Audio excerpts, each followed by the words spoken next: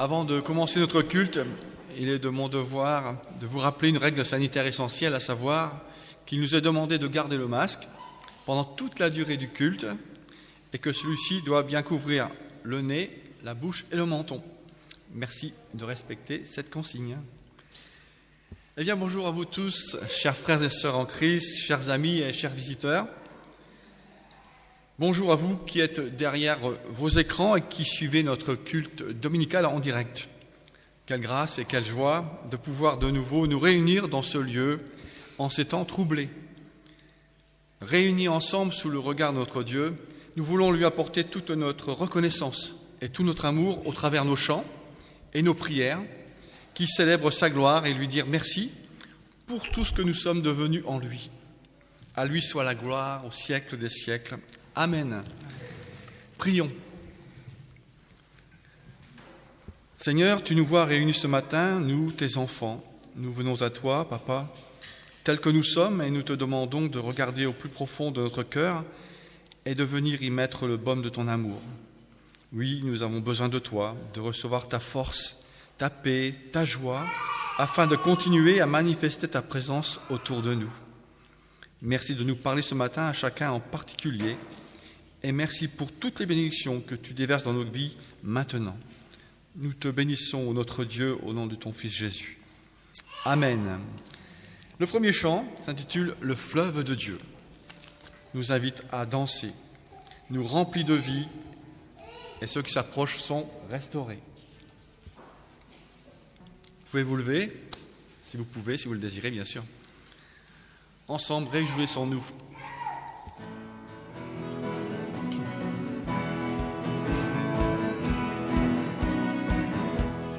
Des sommets, le torrent descend, sur tout son parcours, il répand la fraîcheur.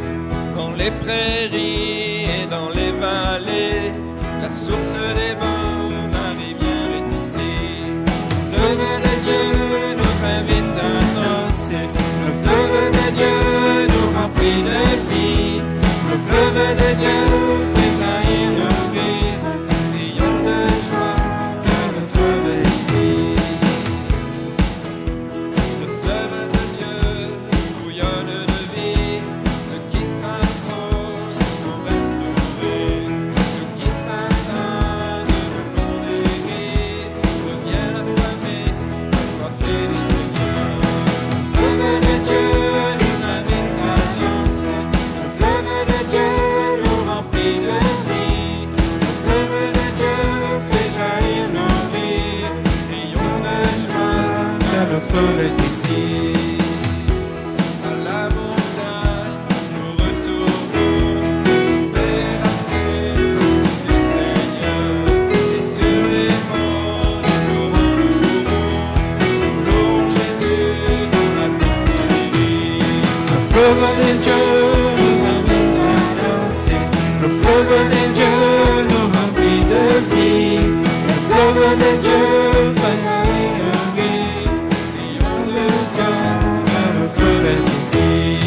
Le fleuve de Dieu nous invite à danser, le fleuve de Dieu nous remplit de vie. Le fleuve de Dieu fait jaillir nos vies, rions de joie, car le fleuve est ici.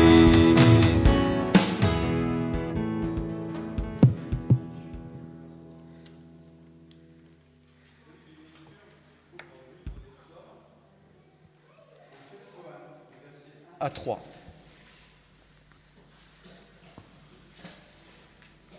Heureux l'homme qui ne marche pas selon le conseil des méchants, qui ne s'arrête pas sur la voie des pécheurs et qui ne s'assied pas en compagnie des moqueurs, mais qui trouve son plaisir dans la loi de l'Éternel et qui la médite jour et nuit. Il est comme un arbre planté près d'un courant d'eau qui donne son fruit en sa saison et dont le feuillage ne se flétrit point. Tout ce qu'il fait lui réussit. Vous l'avez compris, l'arbre planté, près des ruisseaux d'eau, représente le croyant, enraciné en Christ et recevant de lui sa vigueur. Mais il y a une condition que le croyant doit mettre en pratique s'il ne veut pas être troublé dans sa marche, quelle que soit l'épreuve qu'il rencontre. Et cette condition, c'est de trouver son plaisir dans la loi de l'Éternel. c'est se nourrir de la parole de Dieu, car se nourrir de la parole, c'est être planté comme un arbre près d'un courant d'eau. Et s'il y a des arbres, un courant d'eau, de la végétation, même en plein désert, c'est forcément que l'on est dans un oasis. Oui, même si nous vivons des temps de désert, à cause de l'épidémie ou de bien d'autres choses encore, regardons bien, ouvrons bien nos yeux spirituels. Qu'est-ce que vous voyez? De l'eau, de la végétation?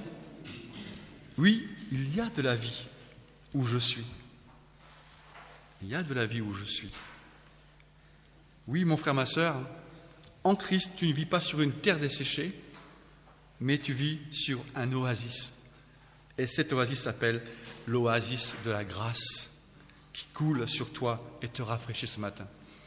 Amen. Soyez bénis. Nous annonçons le roi en deuxième chant. Vous pouvez vous lever.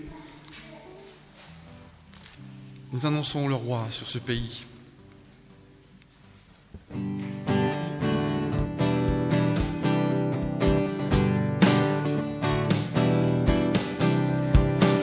De nos montagnes et nos vallées, de nos campagnes et nos cités, un peuple nombreux s'assemble pour louer Dieu et proclamer un saint mot, qu'il est le Créateur, qu'il fait de nous sa demeure, pour être sel et lumière, Dieu nous appelle à servir sous la terre.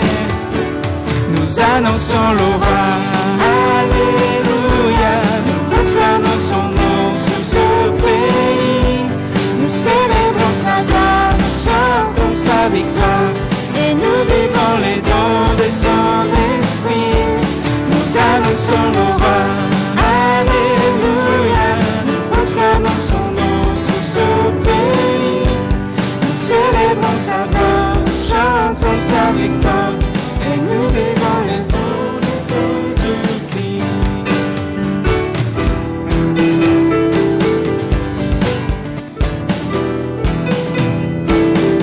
Le roi rassemble son armée, l'ennemi tremble sous ses pieds, la victoire est assurée, si nous marchons, nous y à ses côtés. Oh, notre bouclier, et sa parole notre épée, ses armes nous ont donné, pour tenir ferme et pour tout surmonter.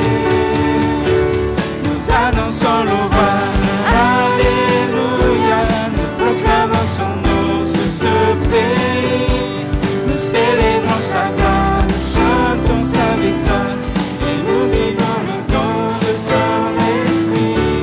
Nous annonçons le roi, alléluia, nous proclamons son nom sur ce pays. Nous célébrons sa gloire, nous chantons sa victoire, nous élevons le nom de Jésus-Christ. Nous annonçons le roi, alléluia, nous proclamons son nom sur ce pays. Nous célébrons sa gloire, nous chantons sa victoire, et nous vivons les dons de son esprit. Nous annonçons le roi, alléluia, nous proclamons son nom sur ce pays. Nous célébrons sa gloire, nous chantons sa victoire, nous élevons le nom de Jésus-Christ.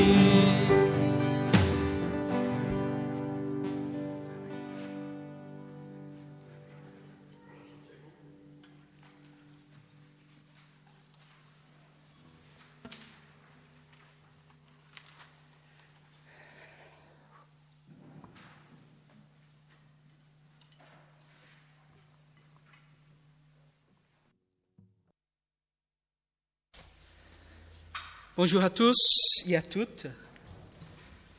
Oh là là, on n'a pas pris le petit déjeuner ce matin, je vois. Bonjour à tous. Bonjour. Bienvenue à ceux et celles que je n'ai pas pu parler ce matin.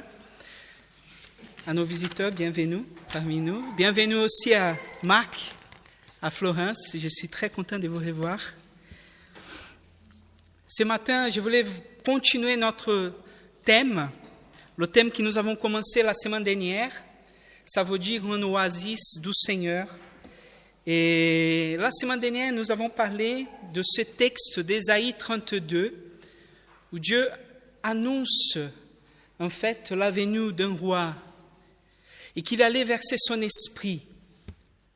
Et on a vu qu'en fait, cette promesse que Dieu fait d'un oasis de paix en Ésaïe 32, il était lié à la promesse qui est accomplie en Jésus-Christ, l'évangile, la grâce qui est révélée en Jésus-Christ. Ce matin, je voulais commencer avec une histoire pour parler un peu de cette oasis, cet endroit d'abondance. Et cette histoire, j'ai lu dans un petit fascicule des Portes ouvertes, un témoignage en fait. Un témoignage qui raconte qu'en prison, en Russie, il y avait plusieurs personnes qui étaient là, dans le couloir de la mort. Ça veut dire les gens qui étaient condamnés à la mort, ils attendaient en fait. Et les personnes qui étaient là, c'était des personnes, des tueurs, des gens qui, en quelque part, étaient condamnables de ce qu'ils ont fait, de ces actes. Des gens qu'on peut appeler des méchants, des vrais méchants. Et à un moment donné, au milieu de la nuit, il commence à entendre quelqu'un qui chante un chant, des louanges à Jésus.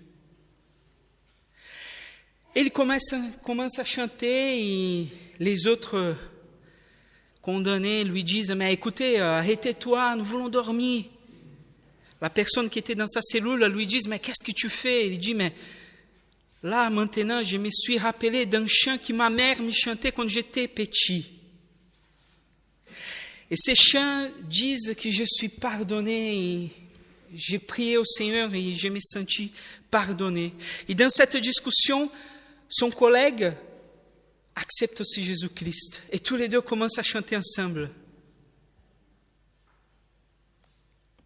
Parler d'abondance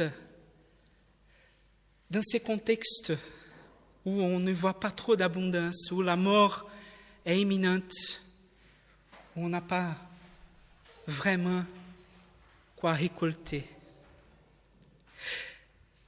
Cette histoire, pour moi, elle est un exemple et je vais utiliser pour qu'on puisse comprendre ce que Dieu veut nous parler ce matin. Je voulais vous inviter à lire avec moi Ésaïe 41, de verset 17 au verset 20. Alors, on peut voir si ça marche. Ça ne marche pas, donc... ouais.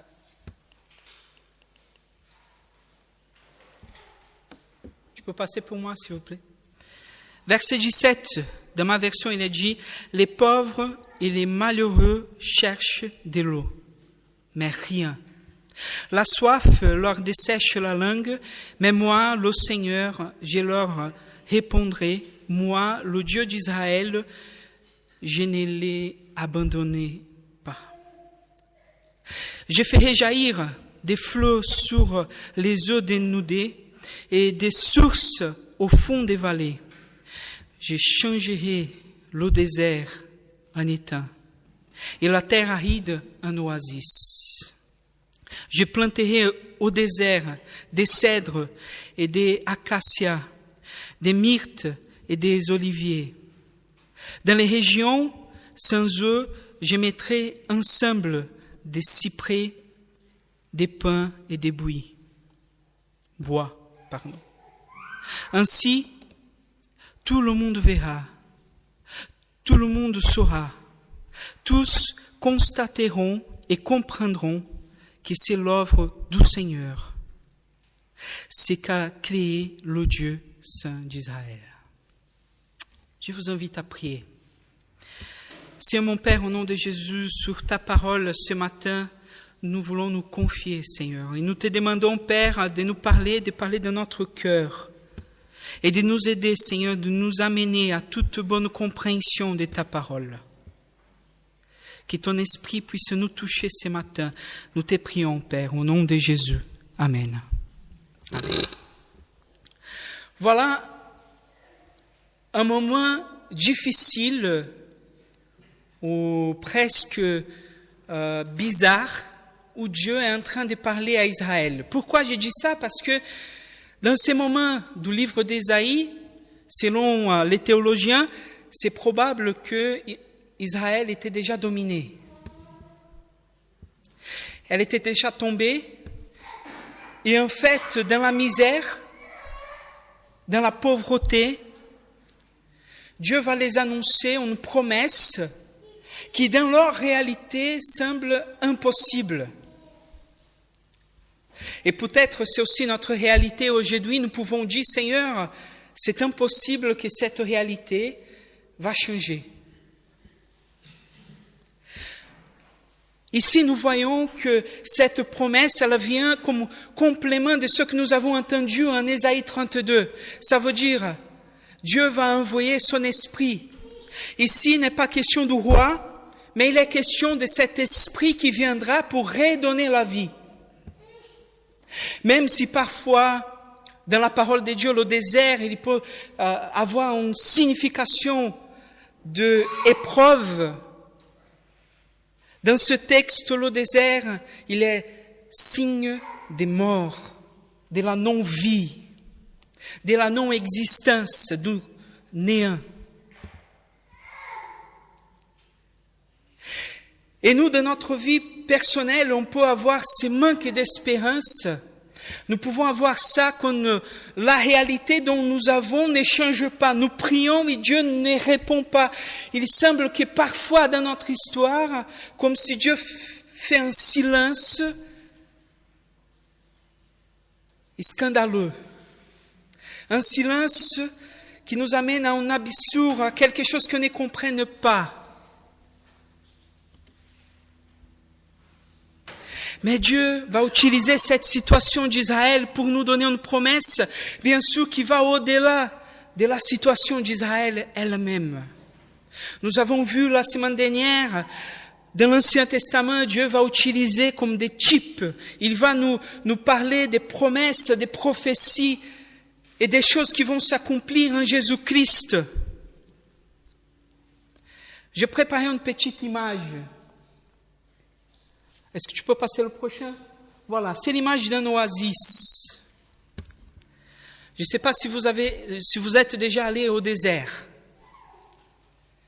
Mais c'est vrai que quand nous sommes au désert, c'est vraiment difficile. On sent soif. La chaleur qui nous laisse presque endormis, c'est assourdissant. La vie est difficile à vivre. Regarde que Dieu va dire qu'il va faire jaillir des fleuves. Il va faire jaillir des fleuves. Comme j'ai dit la semaine dernière, la promesse de Dieu, c'est pas que nous, par nos efforts, nous allons conquérir quoi que ce soit. Mais Dieu fera une œuvre. Dieu donnera la vie. Dieu va nous donner ce dont nous avons besoin. Cette promesse de Dieu, elle vient aussi avec cette parole que cette œuvre que Dieu va réaliser dans notre vie, elle va être pour le monde un signe, un témoignage. Un témoignage. Et en quelque part, ce que Dieu fait dans notre vie montre bien qu'il est vivant. Mais pour comprendre ça, je voulais lier à un autre texte. Celui de Jean 37, Jean 7, du verset 37 au verset 39. Et dans ma version, il a dit, le dernier jour de la fête, le plus solennel, Jésus début s'écria, si quelqu'un a soif, qu'il vienne à moi et qu'il boive. C'est lui qui croit en moi, comme dit l'Écriture, des fleuves d'eau vives jailliront de son cœur. Jésus disait cela à propos de l'Esprit de Dieu, que ceux qui croyaient en lui allaient recevoir, car à ce moment-là, l'Esprit n'avait pas encore été donné, parce que Jésus n'avait pas encore été manifesté dans sa gloire.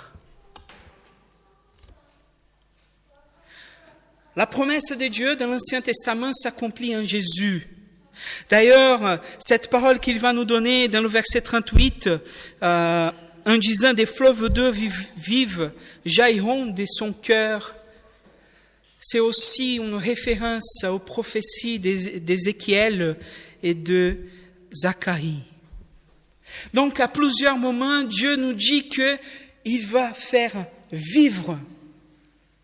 Il va nous faire vivre d'une façon qui ne vient pas de nous-mêmes. Il va nous faire vivre d'une façon abondante. Les fleuves d'eau vive jailliront. Je voulais dire quelque chose. D'abord, la première chose, c'est que même si ce n'est pas notre effort, même si c'est une œuvre de Dieu dans notre vie, Dieu se révèle à celui qui lui cherche. Il nous dit que nous devons le chercher. À celui qui me cherche en esprit et en vérité, à celui qui me cherche de tout son être, il me trouvera. Pour nous, même si nous sommes chrétiens, même si nous avons le Saint-Esprit, et la parole de Dieu en Éphésiens, chapitre 1er, verset 13, il va nous dire que à ceux et celles qui croient, Dieu nous donne son Saint-Esprit comme un sceau. Il est là. Il est en nous. Mais c'est vrai aussi, comme j'ai dit la semaine dernière, que Dieu nous invite à nous remplir de ce Saint-Esprit, à laisser espace pour que le Saint-Esprit qui est en nous puisse jaillir de l'eau. Donc, cette recherche que nous devons faire, c'est pas quelque chose qui est acquis à un moment. Je le fais, c'est fini. Mais c'est quelque chose que je dois renouveler dans ma vie. C'est pas que le Saint-Esprit va sortir, mais je peux avoir le Saint-Esprit et vivre sans l'écouter. Pour ceux et celles qui ont participé des groupes de partage où nous étudions la parole en profondeur, on sait bien que cela nous appelle à la sanctification. Dieu nous appelle à nous sanctifier jour après jour, à nous édifier jour après jour, pour que cette eau, elle puisse continuer vivante, qu'elle puisse continuer à jaillir dans notre vie. La deuxième remarque que je veux faire aujourd'hui, c'est que celui qui cherche, il aura à boire. Celui qui cherche trouvera.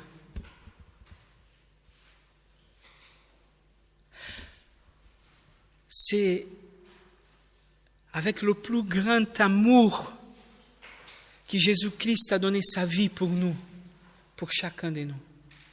Et dans cet amour, il ne veut rien nous rejeter. Il ne veut pas nier des choses.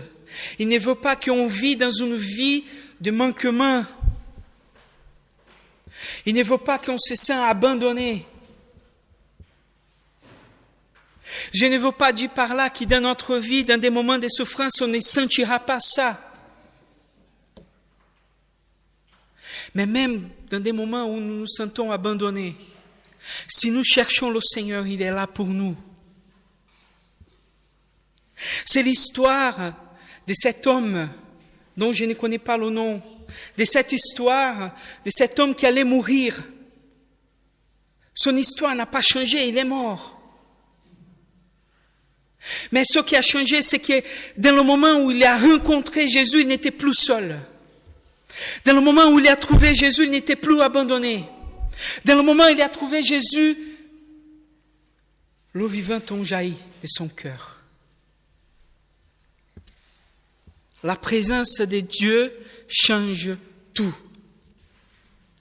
La présence de Dieu change tout.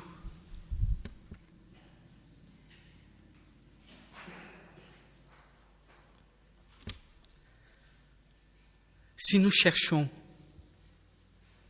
Dieu nous donnera, va nous donner à quoi boire. Plus encore, et c'est le troisième point que je veux parler ici, c'est que ce que Dieu nous donne n'a pas de limite. Ce que Dieu nous donne, il n'y a pas une limitation. J'ai appris en français qu'il y a une différence entre transborder et déborder.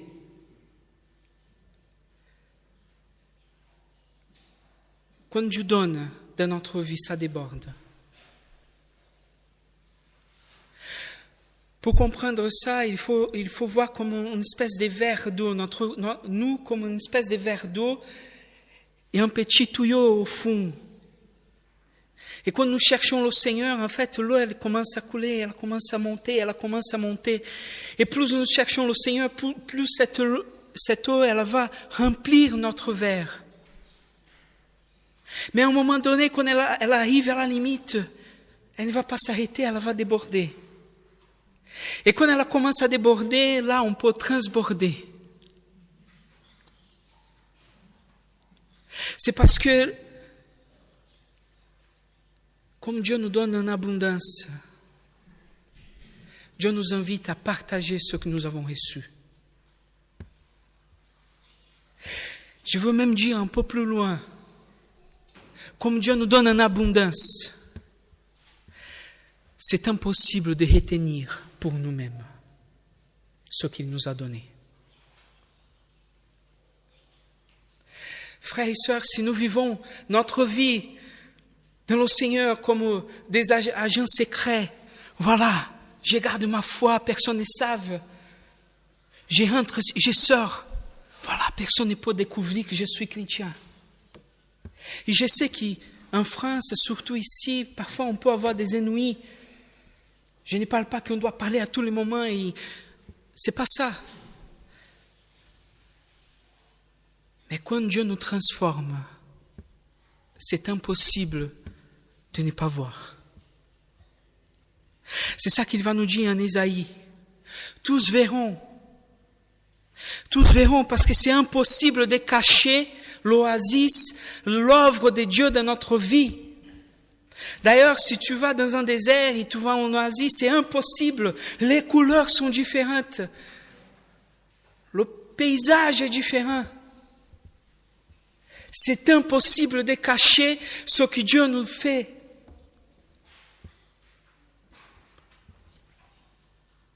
Ça déborde. C'est comme ces prisonniers. Il se rappelle de cette chant, il se rappelle, et ça lui fait rappeler de la promesse de Dieu, de cette pardon qu'il peut recevoir. Et il se sent pardonné.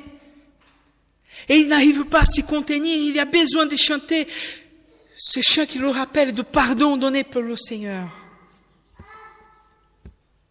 Quand Dieu agit dans notre vie, quand son action, elle nous transforme, on n'arrive pas à garder ça pour nous. Et si on garde pour nous, peut-être qu'à un moment donné, on a arrêté de chercher cette source. Et peu à peu, on ne laisse plus d'espace pour qu'elle puisse couler dans notre vie. Si c'est le cas, demandons au Seigneur la source de l'eau vivante, qu'il puisse renouveler cette eau, qu'elle puisse retourner à couler dans notre vie. Cherchons le Seigneur, qui est notre Seigneur et Sauveur.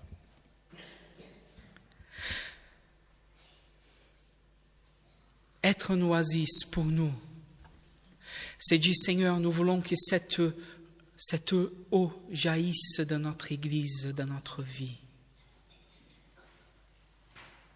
C'est pas que mon frère soit, mais que moi, je sois.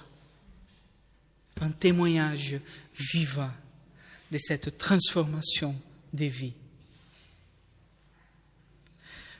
Je vous invite à prier.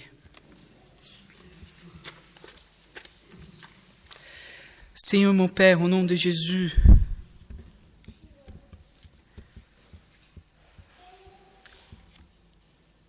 je te demande, Père, de travailler dans notre cœur. Pour ceux et celles, Seigneur, qui se sentent dans l'abondance de cette eau vivante. Pour ceux et celles, Seigneur, qui se sentent touchés et qui n'arrivent pas à retenir, Seigneur, cette joie, cette grâce, cette paix, cette espérance. Merci, Seigneur, pour cette œuvre merveilleuse que tu peux faire. Mais pour tous ceux et celles, Seigneur, qui se sentent assoiffés, pour tous ceux et celles, Seigneur, qui se sentent dans le besoin, qui ne voient plus cette eau vivante en haut, Père, que ce matin, ils puissent te trouver. Parce que ta parole, Seigneur, elle nous dit, c'est lui, celle qui me cherche de tout son être, de tout son cœur, de tout son esprit, me trouvera. Qu'il puisse te trouver, Seigneur. Nous te prions, Père, au nom de Jésus. Amen. Amen.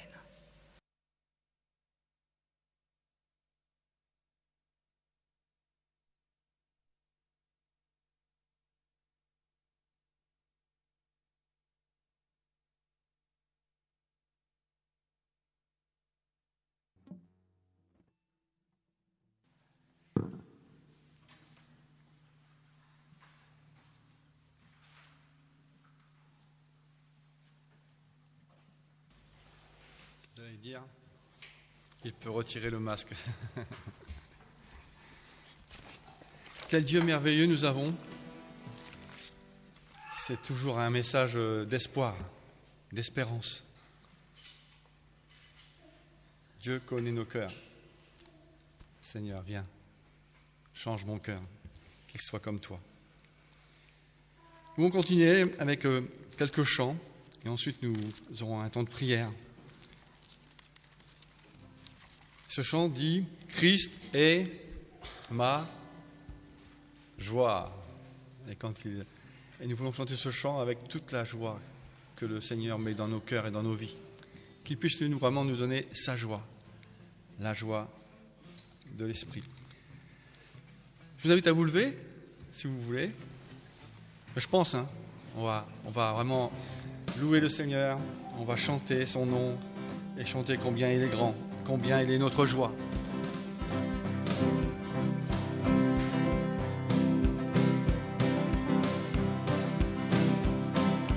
Tu es la lumière qui brille dans le noir. Oh, oh, oh. Tu es mon soutien, tu me redonnes l'espoir. Oh, oh, oh, oh. Je n'aurai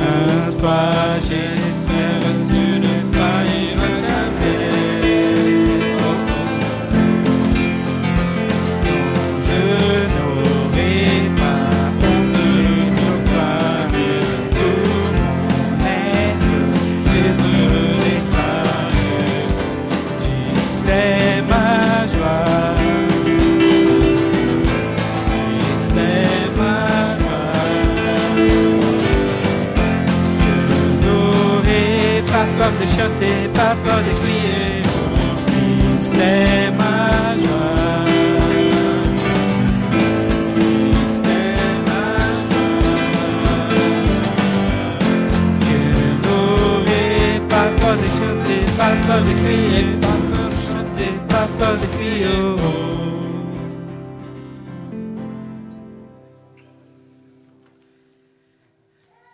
Yahweh, l'Éternel est mon berger, de rien je ne manquerai. Mon âme chante, mon âme. Tu fais briller sur moi ton soleil et ta lumière chasse au loin les ténèbres et ta parole éclaire mon sentier.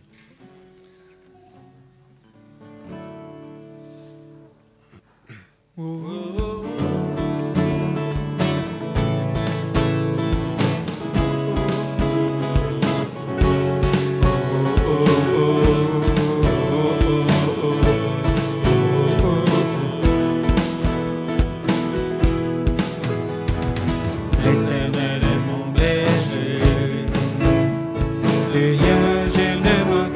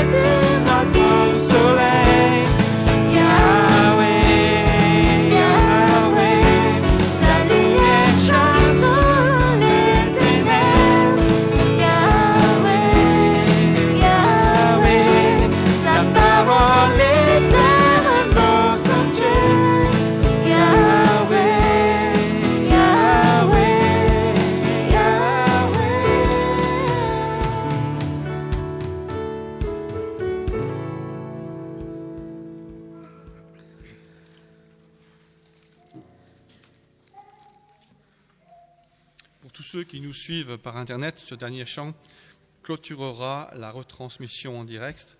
Merci de nous avoir suivis, que Dieu vous bénisse. Chantons ce chant qui dit « Béni soit ton nom, béni soit le nom du Seigneur, béni soit ton glorieux nom. »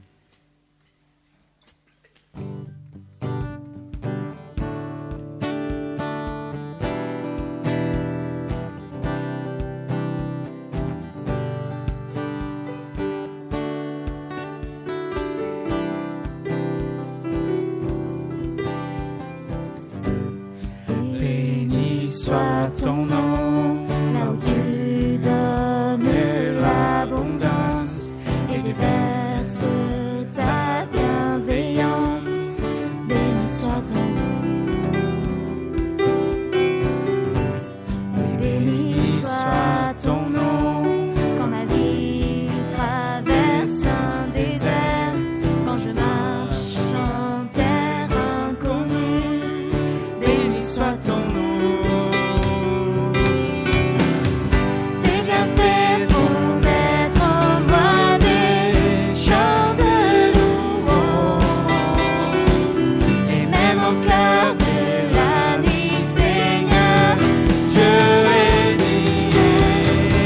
Soit le nom du Seigneur, béni soit ton nom. Béni soit le nom du Seigneur, béni soit ton nom glorieux.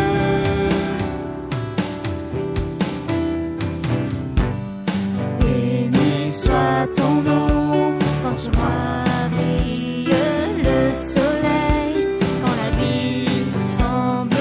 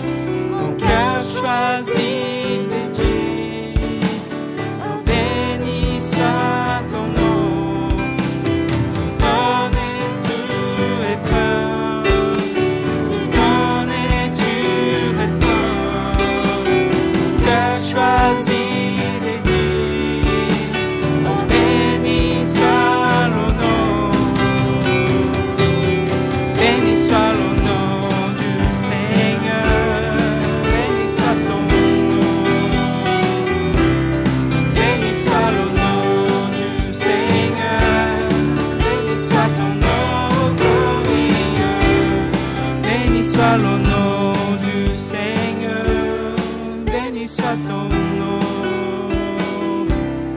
béni soit le nom du Seigneur, béni soit ton nom.